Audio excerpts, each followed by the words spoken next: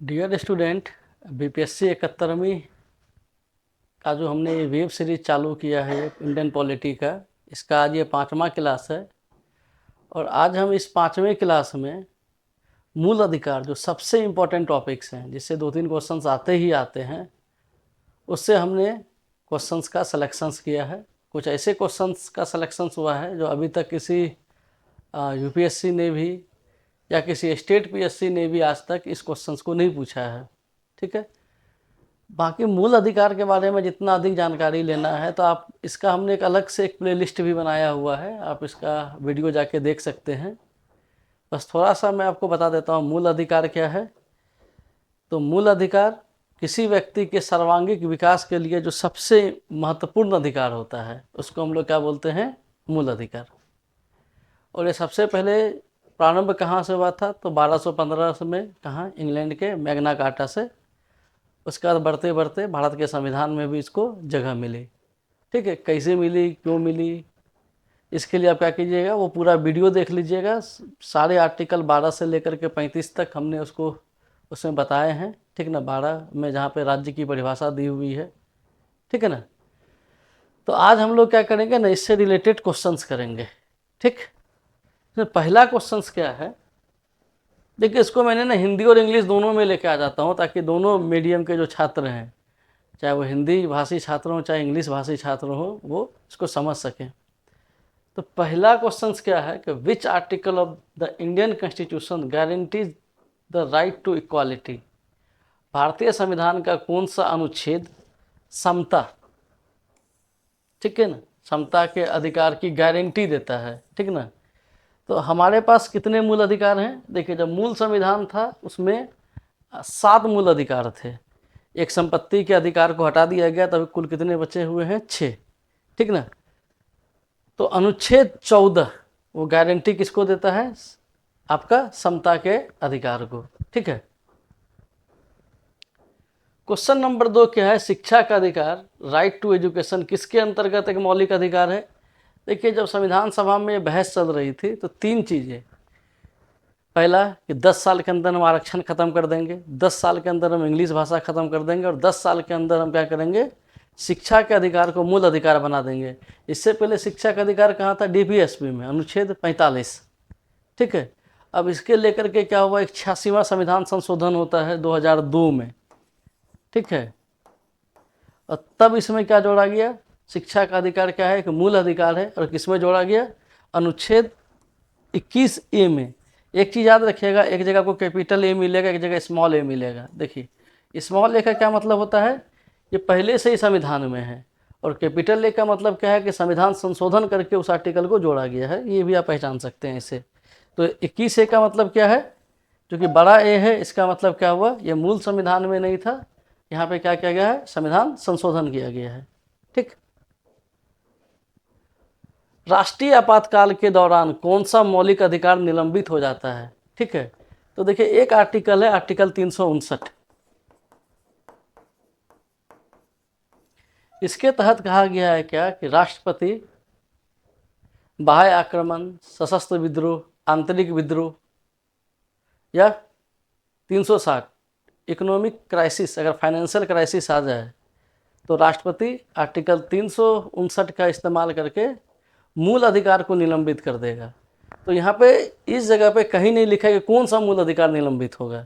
सारे मूल अधिकार निलंबित होंगे, कुछ मूल अधिकार निलंबित होंगे, क्योंकि आपातकाल के दौरान देखे होइएगा सारा मूल अधिकार निलंबित कर दिया गया था। बाद में सुप्रीम कोर्ट ने करेक्शन किया और क्या कहा कि भले 359 के तहत राष्ट्रपति मूल अधिकार सस्पेंड कर दें, लेकिन आर्टिकल 20 और आर्टिकल 21 किसी भी कंडीशन में सस्पेंड नहीं होगा। ठीक है ना। तो राष्ट्रीय आपातकाल के दौरान कौन सा मूल अधिकार निलंबित होता है? समता का अधिकार बिल्कुल हो सकता है, स्वतंत्रता का अधिकार बिल्कुल हो सकता है, ठीक है ना, शोषण के विरुद्ध अधिकार बिल्कुल हो सकता है। देखिए, संवैधानिक उपचारों का अधिकार, ठीक ना, इसका निलंबन संभव नहीं है। ठीक है ना। ये भी आप एक चीज़ याद रख लीजिएगा, जो कि एक कॉन्स्टिट्यूशनल रिमीडीज है। 20 और 21 को लेकर के अगर कोई दिक्कत आती है तो हम कहाँ जाएंगे? सर्वोच्च न्यायालय और या तो उच्च न्यायालय। सर्वोच्च न्यायालय जाएंगे आर्टिकल 32 से और उच्च न्यायालय जाएंगे आर्टिकल 226 से। तो संवैधानिक उपचारों का अधिकार निलंबित नहीं होता है। किसको लेकर के 20 और 21 में अगर कोई दिक्कत आ जाए तो हम कहाँ जाएंगे, आर्टिकल 32 या आर्टिकल 226 का इस्तेमाल करेंगे। ठीक है। निजता का अधिकार किसके अंदर है, तो निजता यानी राइट टू प्राइवेसी वो क्या है, आर्टिकल 21। देखिए इसमें ना आर्टिकल 21 में एक बहुत अच्छी चीज़ है, जीवन जीने का अधिकार, लेकिन कैसे, गरिमामय पूर्ण तरीके से। मतलब ज़िंदगी जीना है तो आपकी जो लाइफ है वो पूरी डिग्निटी के साथ होना चाहिए, पशुवत ज़िंदगी नहीं होना चाहिए। उसी के अंतर्गत ये जोड़ा गया कि निजता का अधिकार भी क्या है, एक फंडामेंटल राइट है, ये प्राइवेसी आपका अपना है। ठीक है। और इसी के चक्कर में आप देखिएगा जब आर्टिकल 21 को पूरी डिटेल्स में डिफाइन किया गया तो कोर्ट ने क्या किया था, याद होगा, समलैंगिकता 377 इसी आर्टिकल को ध्यान में रखते हुए रद्द कर दिया था। ठीक ना, कि यदि दो वयस्क आपस में सहमति से अगर सेक्स करते हैं तो उसको क्या माना जाएगा, राइट टू प्राइवेसी माना जाएगा और निजता का अधिकार माना जाएगा, और इसका वायलेशन आर्टिकल 21 का क्या होगा, वायलेशन ही होगा। ठीक है। और इससे एक तरीके से वोट मिला क्या, LGBT जो कम्युनिटी है, lesbian, gay, bisexual, transgender and queer, ठीक ना, इनको एक साथ रहने का हक मिला। हाँ, भारत में शादी करने का हक अभी तक इनको नहीं मिला हुआ है। ठीक है। बस दुनिया के कई ऐसे 10 देश हैं जहाँ पे इनको ये इस कम्युनिटी वाले को क्या है, शादी करने का भी अधिकार है, बट भारत में ऐसा नहीं है। बस आर्टिकल 377 को क्या कर दिया गया उन्होंने, सॉरी IPC सेक्शन 377 जो पुराना था उनको उन्होंने नल एंड वाइड कर दिया था। निम्नलिखित में से कौन सा मौलिक अधिकार नहीं है, संपत्ति का अधिकार, जो स्टार्टिंग में मैंने कहा था 7 मौलिक अधिकार थे, संपत्ति का अधिकार को हटा दिया गया था, तो ये आपका क्या है, मौलिक अधिकार नहीं है। कौन सा मौलिक अधिकार निजी का स्पेलिंग थोड़ा गलत है, निजी व्यक्ति के विरुद्ध लागू होता है, शायद सही लिखा हो गया। ठीक है। तो निजी व्यक्ति, पर्सनल पर्सन के ऊपर या प्राइवेट इंडिविजुअल पे कौन सा लगेगा, जब आप शोषण करते हैं। ठीक है ना, शोषण कैसा, अगर आपने किसी को बेगारी में लिया या कुछ कम उम्र के जो बच्चे होते हैं जिसकी उम्र 14 साल से कम है, उसको घरेलू काम में रखते हैं और उनके साथ क्या करते हैं, काफ़ी ज़्यादा हिंसात्मक कार्रवाई करते हैं। उनका एक तो उनका वेतन भी कम देते हैं और दिन भर उनसे काम कराते हैं, और गलती से अगर उसने अगर मान लीजिए सो भी लिया तो वो लोग ऐसा बिहेव करते हैं जैसे लगता है दिन भर वो सोता ही रहता है। तो अगर ऐसा है तो वो क्या होगा, शोषण के विरुद्ध अधिकार के अंदर चला जाएगा। ठीक है। और ये किस पे लागू होता है, प्राइवेट इंडिविजुअल, सब पे, हम पे, कॉर्पोरेट्स पे, सब पे लागू हो जाता है ये।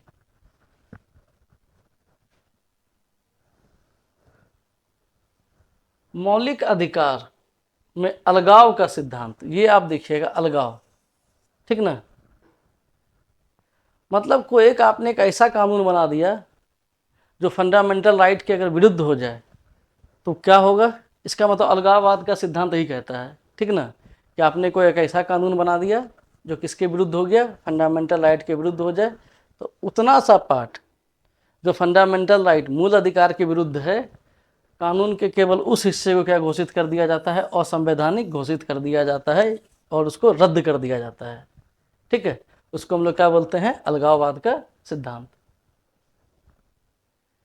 किस मामले में यह स्थापित किया गया कि संविधान की मूल संरचना को संशोधित नहीं किया जा सकता चाहे मूल अधिकारों में परिवर्तन किया जाए। ठीक है। तो which case establish that basic structure of the constitution can not be amend even a fundamental right or Altered.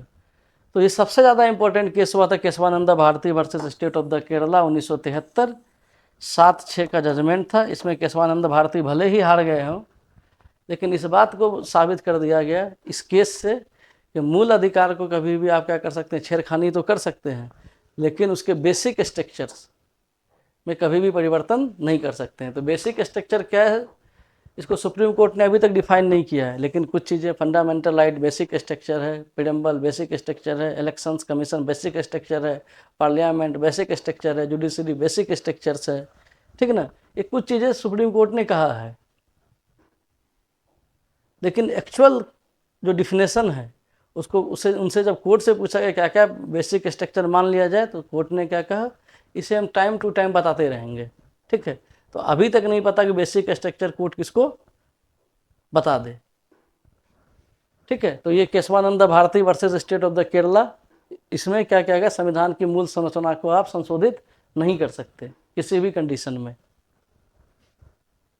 ग्रहण का सिद्धांत, the doctrine of eclipse applies to, ग्रहण क्या होता है, तो ऐसा कानून जो संविधान के पूर्व बना हुआ है लेकिन अभी फंडामेंटल राइट को सीधे चैलेंज कर रहा हो। ठीक है ना, तो पूर्व में संविधान जब देश आज़ाद हुआ तो ऐसे कई कानून थे जो भारतीयों के लिए क्या थे, एक तरीके से सांप के डसने के इक्विवेलेंट थे। क्योंकि अंग्रेज कैसा कानून बनाया था, बस भारतीयों के खिलाफ कि अगर हल्ला कीजिएगा, हमारे खिलाफ विद्रोह कीजिएगा तो जेल में भेज देंगे, ये सारे कानून बहुत बनाए हुए थे। तो ऐसे सारे कानून जो क्या थे, संविधान के पूर्व हैं और मौलिक अधिकार को सीधे टक्कर दे दें। ठीक है ना, उसको हम लोग क्या बोलते हैं, डॉक्ट्रिन ऑफ एप्लिक्स। और ये संविधान पूर्व कानून जो क्या है, फंडामेंटल राइट के विरोधी हों, तो अब वो सारे कानून क्या हो चुके हैं, रद्द हो चुके हैं, शून्य हो चुके हैं उस हिस्से तक। ठीक ना, जो सीधे मौलिक अधिकार को चैलेंज करते हों। ये दो चीज़ें आप याद रखिए, जो एक मैंने आपको पहले बताया और एक ये दूसरा। मौलिक अधिकारों के संबंध में त्याग का सिद्धांत, डॉक्ट्रिन ऑफ द वेबर। ठीक ना, तो त्याग किसका, तो पूरे संविधान में पढ़िएगा तो भारतीयों को जो सबसे महत्वपूर्ण अधिकार है वो कौन सा है, मूल अधिकार है। तो क्या इसका त्याग कर सकते हैं, तो नहीं। मूल अधिकार का त्याग आप चाह करके भी नहीं कर सकते।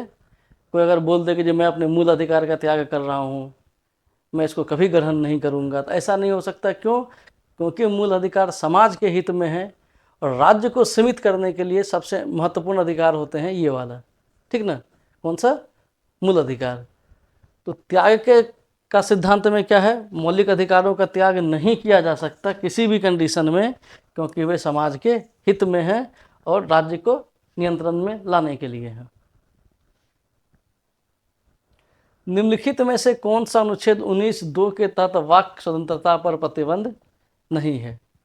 ठीक ना, 19(2) ऐसे एक मैं यूट्यूब पे एक वीडियो भी देख रहा था, एक तथाकथित अपने आप को गुरु कहते हैं, उन्होंने 19(1), 19(2), 19(3), जो 19(1)A होना चाहिए, 19(1)B होना चाहिए, 19(1)C होना चाहिए, 1D होना चाहिए, तो उन्होंने कैसे लिख दिया था 1, 2, 3, 4, 5, 6। ठीक है ना, जो कि सरासर गलत था। तो थोड़ा सा उस तथाकथित गुरु से आपको बच के रहना होगा। जो लिखा रहता है ना वो इसी टाइप से लिखा रहता है जैसे कि हमने लिखा है। ठीक है, तो सार्वजनिक व्यवस्था पर आपका बिल्कुल है, वाक स्वतंत्रता पे प्रतिबंध, नैतिकता पे बिल्कुल है, न्यायालय के अवमानना पे तो 100% है। लेकिन अगर आर्थिक सुरक्षा पे अगर आप बोलते हैं तो ये क्या है, इस पर प्रतिबंध नहीं लगाया गया है। ठीक,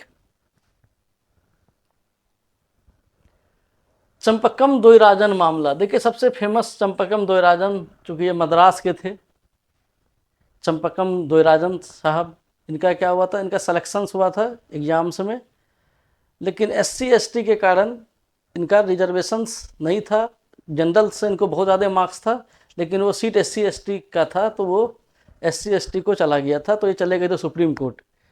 तो सुप्रीम कोर्ट ने क्या किया था, स्टक डाउन कर दिया था कि नहीं, शिक्षा में SC ST का रिजर्वेशन लागू नहीं होगा। तो इसके लिए क्या हुआ था, इसी केस के बाद प्रथम संविधान संशोधन हुआ था, जिसको भी संविधान संशोधन में सुप्रीम कोर्ट के उस जजमेंट में को क्या कर दिया गया, पलट दिया गया था सीधे कि नहीं, शिक्षा में भी SC ST का रिजर्वेशन लागू रहेगा। ठीक है ना, तो पहला क्या था, फर्स्ट संविधान संशोधन हुआ था चंपके दौरा मामले में। ठीक है ना, और उस समय याद रखिएगा जब चंपके दौरा मामले में प्रथम संविधान संशोधन होता है तो उस समय द्वि सदन नहीं थी, अंतरिम सदन थी, और अंतरिम सदन ने क्या किया था, संविधान को संशोधित कर दिया था। गरिमा के साथ मरने का अधिकार किस मौलिक अधिकार का हिस्सा है। देखिए पूरे संविधान में अगर आप पढ़ लीजिएगा ना तो कहीं पर यह लाइन नहीं लिखा है। गरिमा में जीने का अधिकार तो है अनुच्छेद 21 में, तो राइट टू लाइफ तो है, लेकिन कहीं पर भी राइट टू डेथ नहीं है। तो अगर आप इस क्वेश्चन को बहुत ध्यान से देखेंगे नहीं, क्वेश्चन आपको गलत दिखाई देगा, ऐसा तो है ही नहीं कि संविधान में लिखा हुआ, लेकिन एक सेंस है। सेंस के हाथ से निकलता है यूथनेसिया से। यूथनेसिया का मतलब होता है इच्छा मृत्यु। मतलब एक ऐसा व्यक्ति जो कि लगभग कई सालों से बेड पर ही है और उसके आगे ठीक होने की कोई चांस भी नहीं है। जैसे कि अरुणा शानबाग का केस हुआ था, यहीं से एक कॉन्सेप्ट आया था यूथनेसिया का, इच्छा मृत्यु का, और जिसको लेकर के सुप्रीम कोर्ट ने कुछ गाइडलाइंस जारी किए हैं अभी भी। और उसी चूँकि न तो संविधान में लिखा, न तो संसद ने इस पर कोई कानून बनाया, लेकिन एक ऐसा मामला सुप्रीम कोर्ट में चला गया। तो हमारे यहाँ कैसा यूथनेसिया है? पेसिव यूथनेसिया, एक्टिव नहीं, पेसिव, ठीक है ना। तो अगर कोई व्यक्ति किसी जीवन रक्षक प्रणाली जैसे वेंटिलेटर्स, ऑक्सीजन सपोर्ट पे जिंदा है और डॉक्टर को लगता है अगले कई साल तक इनका सिर्फ ब्रेन चल रहा है, बाकी कुछ और काम कर नहीं रहा, और अगले कई सालों तक यही स्थिति बनने की संभावना है और उसके बाद इनकी डेथ निश्चित है, तो डॉक्टरों के पैनल्स के रिकमेंडेशन पे, जो फैमिली के रजामंदी पर, उसको भारत में क्या हो सकता है? पैसिव यूथनेसिया है। तो उनकी भी डेथ कैसे होगी? तो गरिमामय तरीके से, ठीक ना। तो ये अगर आप देखिएगा तो एक सेंस निकलता है, और वो सेंस भी कहाँ से निकलता है? अनुच्छेद 21 से, ठीक है। तो अगर आप इसको देखिएगा तो भारत के संविधान में कहीं नहीं निकला, लेकिन यूथनेसिया के केस से अगर आप इसको जोड़िएगा तो अनुच्छेद 21 से इसका सेंस आपको मिल जाएगा कि है ऐसा मामला हमारे देश में, ठीक ना। तो ऐसा क्वेश्चन आपको फंसा सकता है, ऐसा नहीं नीचे इनमें लिख देगा इनमें से कोई नहीं। तो पूरे चूँकि आर्टिकल 21 कहीं पर इस लाइन को चर्चा नहीं किया है। कौन सा मौलिक अधिकार केवल भारतीय नागरिकों के लिए है, विदेशियों के लिए नहीं? देखिए, ये हमने कहा था आपको पहले भी कि 4 आर्टिकल आप याद रख लीजिएगा, 15, 16, 19 और 29, ये विदेशियों को के पास है, ठीक ना। 15, 16, 19 और 29, ठीक है ना। 15, 16, 19 और 29 विदेशियों के पास क्या है? सॉरी, नहीं है। बाकी सारे आर्टिकल जो देशी नागरिकों को भी हैं और विदेशी को भी हैं। तो इसमें से देख लीजिए कौन 15, 16, 19 और 29 के आसपास है। तो देखिए article question number D, sorry option number D, जो आर्टिकल 19 है, जो विदेशियों के पास नहीं है। तो यही 4 आर्टिकल विदेशियों के पास नहीं है, ये आप देख लीजिएगा, ठीक है। बाकी सारे आर्टिकल्स मिल जाएंगे भारतीयों और विदेशियों को, इस 4 को अलावा। मौलिक अधिकार के मामले में अनुपातिकता का सिद्धांत क्या दर्शाता है? क्या है? The doctrine of the proportionality in the fundamental rights access cases implies. इसको समझना है आपको। क्या है? The doctrine of the proportionality in fundamental right cases implies. अब क्या है? अनुपातिकता का सिद्धांत। इसमें यह कहा गया है कि मौलिक अधिकार पे प्रतिबंध कहाँ पे लगेगा? उचित और उचित, मतलब उस लेवल तक ही लगा सकते हैं जितना उसकी ज़रूरत हो, ठीक ना। इसी को कहा जाता है प्रोपोर्शन का सिद्धांत। क्या मौलिक अधिकार पे क्या करेंगे? प्रतिबंध तो लगाएंगे, लेकिन कहाँ तक लगाएंगे? जहाँ तक उचित हो, पूर्ण नहीं लगा सकते, कंप्लीट बैन नहीं करेंगे, ठीक ना। तो ये आपका पहला, मौलिक अधिकारों पर प्रतिबंध उचित और अत्यधिक नहीं होने चाहिए, ठीक ना। विरोध प्रदर्शन का अधिकार, ठीक है। तो वही मैंने कहा, तथाकथित गुरु ने 19(1) को 19(2) समझा दिया था, जबकि दोनों में बहुत बड़ा अंतर है। तो विरोध प्रदर्शन का अधिकार आपको किससे मिलता है? 19(1) में, ठीक है। कौन सा अनुच्छेद धर्म, नस्ल, जाति, लिंग या जन्म स्थान के आधार पर भेदभाव को प्रतिबंध करता है? Which article prohibits discrimination on the ground of religion, race, caste, sex या प्लेस ऑफ द बर्थ? ये साफ लिखा हुआ अनुच्छेद 15 में, ठीक ना। एकदम लाइन ही यही है कि राज्य धर्म, नस्ल, जाति, लिंग या जन्म स्थान के नाम पर भेदभाव नहीं करेगा, ठीक है ना। शिक्षा का अधिकार 2009 किस आयु वर्ग के बच्चों के लिए देता है? 6 से 14 वर्ष तक के बच्चों को निःशुल्क शिक्षा। और डीपीएसपी में जो है अनुच्छेद 45, वो कहाँ से कहाँ तक देता है? 0 से लेकर 6 साल तक के बच्चों को, ठीक है। इसी डीपीएसपी के अंदर ही आंगनबाड़ी चलती है। यदि किसी व्यक्ति को बिना कारण गिरफ्तार किया जाते हैं तो कौन सा मौलिक अधिकार का उल्लंघन होगा? Which fundamental right is violated if a person is arrested without being inform of the grounds, ठीक ना। कोई व्यक्ति है आराम से चल रहा है, उसको गिरफ्तार कर लिया गया, ठीक है ना, वो भी बिना बताए, बिना कोई कारण के, तो इसका मतलब है उसके स्वतंत्रता के अधिकार का क्या कर दिया गया है, उल्लंघन कर दिया गया है, ठीक है। छुआछूत का उन्मूलन किसके तहत सुनिश्चित किया जाता है, अनटचेबिलिटी। सामान्यतः अनटचेबिलिटी किस में है, अनुच्छेद 17 में। न कोई जाति बड़ा होगा न कोई जाति छोटा होगा, क्योंकि जब भारत आज़ाद हुआ था तो उसमें जाति प्रथा बहुत थी, मैं ठाकुर, मैं ब्राह्मण, मैं पंडित, ये दलित, ठीक ना।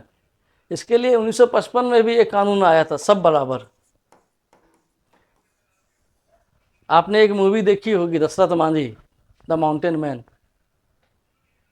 तो उसमें क्या था, जब ये सब बराबर ये कानून लागू हुआ था तो बेचारा दशरथ मांझी जाके क्या किए, गांव के मुखिया को गले मिल लिए, और आप बाद में उसका सीन आप देखेंगे, उनका ठीक ठाक सम्मान समारोह होता है, ठीक है। तो कानून में भले ही कानून ये आ गया कि सब बराबर हैं, लेकिन जटिलताएं उस समय भी थे और आज भी, जबकि हम 21वीं सदी के 2025 में चल रहे हैं, मतलब 25% हमने 21वीं सदी जी भी लिया, तब भी अगर हम आज ये देखें तो आज भी कई जगह ऐसा है जहाँ पर कि छुआछूत दिखता है, ठीक ना, ऊंच नीच दिखता है, ठीक ना। तो ये किस आर्टिकल से है, अनुच्छेद 17 से। अवैध हिरासत में किसी व्यक्ति को रिहा करने के लिए कौन सा रिट जारी किया जाता है, चाहे वो किसी व्यक्ति को पुलिस ने अवैध हिरासत में ले रखा हो या कोई और, ठीक ना। तो अवैध हिरासत में अगर किसी को रखा जाए तो उसके ऊपर क्या लाया जाता है, हेबियस कॉर्पस, ठीक ना, जिसको हम लोग क्या कहते हैं, बंदी प्रत्यक्षीकरण। कोई दिक्कत इसमें क्या होता है, किसी भी व्यक्ति को सशरीर माननीय उच्च न्यायालय में या तो सर्वोच्च न्यायालय में लाया जाता है, सशरीर मतलब सामने, ठीक है। कौन सा अनुच्छेद अल्पसंख्यक शैक्षणिक संस्थान स्थापित करने का अधिकार देता है, तो अल्पसंख्यक शैक्षणिक संस्थान स्थापित करने का अधिकार अनुच्छेद 30 के तहत आता है। सूचना का अधिकार किससे है, तो देखिए सूचना का अधिकार क्या है ना, जैसे कि आपने एक आर्टिकल देखा होगा, आर्टिकल 21, जानने का अधिकार में छुपा रहता है बताने का अधिकार। देखिए जैसे बोलने का अधिकार है, तो बोलने का अधिकार में क्या है, जानने का अधिकार। जानने का अधिकार में भी क्या छुपा हुआ है, बताने का अधिकार। तो आर्टिकल 19 और आर्टिकल 21 को दोनों को मिला करके एक कानून बनाया गया था 12 अक्टूबर 2005 को, RTI, राइट टू इन्फॉर्मेशन। तो ये क्या है, 19(1)(a) और 21 दोनों को मिला करके। स्वच्छ पर्यावरण का अधिकार किसके तहत संरक्षित है, तो देखिए स्वच्छ पर्यावरण, क्लीन वाटर, ठीक ना, ये सब किसके तहत आता है, अनुच्छेद 21 के तहत। और ये क्वेश्चन इसलिए भी इम्पोर्टेंट है क्योंकि 1991 में BPSC में के लिए इम्पोर्टेंट इसलिए है क्योंकि Subhash Kumar versus state of Bihar, Subhash Kumar versus state of Bihar के मामले में सर्वोच्च न्यायालय ने इस बात को माना था कि right to environment is a fundamental right. तो चूंकि BPSC के छात्र हैं आप लोग, तो आपको ये आर्टिकल, ये वाला केस स्टडी याद रखिएगा, Subhash Kumar versus state of Bihar सबसे इम्पोर्टेंट है। तो आज के लिए इतना ही, नेक्स्ट क्लास में भी फंडामेंटल राइट का और सीरीज लेके चलेंगे। आज तो 23-24 क्वेश्चन है, इसको कम से कम 50 के आसपास जरूर जाएंगे इसको लेकर के। तो आज के लिए इतना ही, नेक्स्ट क्लास में फिर मिलेंगे। Thank you.